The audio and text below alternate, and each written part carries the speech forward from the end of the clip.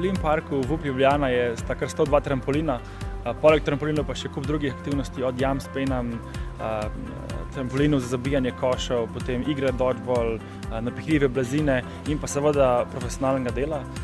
Vsak, ki pride noter, mi želimo, da se maksimalno zabava, pozabi na to, kje je, živi samo za tisti trenutek in hkrati naredi za sebe eno orank rekreacijo, ker 20 minut trampolinanja je to kot ura pa teka. Dunkin Devils smo dobili tukaj nov dom, profesionalen del z najmodernejšo opremo. To nam omogoča, da našo jedrno disciplino, akrobatsko zabijanje, spravimo še na višji nivo, hkrati pa gojimo še druge discipline, kot so trampolinanje, skakanje ob trampolinskem zidu in pa tudi druge tekmovalne športe. Kar je nam še bolj pomembno je pa, da je profesionalen del novo domovanje vseh športnikov prostega sloga, freestylerjev, BMX-erjev, borderjev, skaterjev in tudi tistih tekmovalcev, ki hočejo biti nekoč olimpijski, svetovni in evropski prvaki.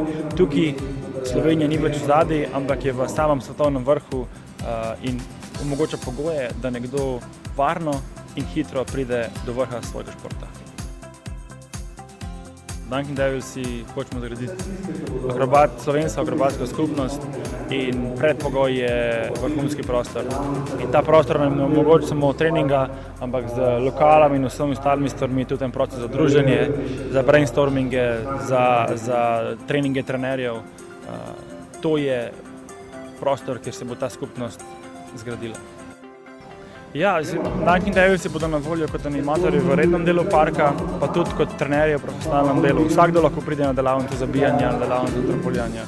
Jaz mislim, da Dunkin Devilsi v slovenski sceni pomenijo več kot samo akrobati, ampak to je skupina fantov in deklet, ki je pokazala, da če si nekaj želiš, pa si pripravljen dosti dolgo delati, lahko prideš v sam vrh.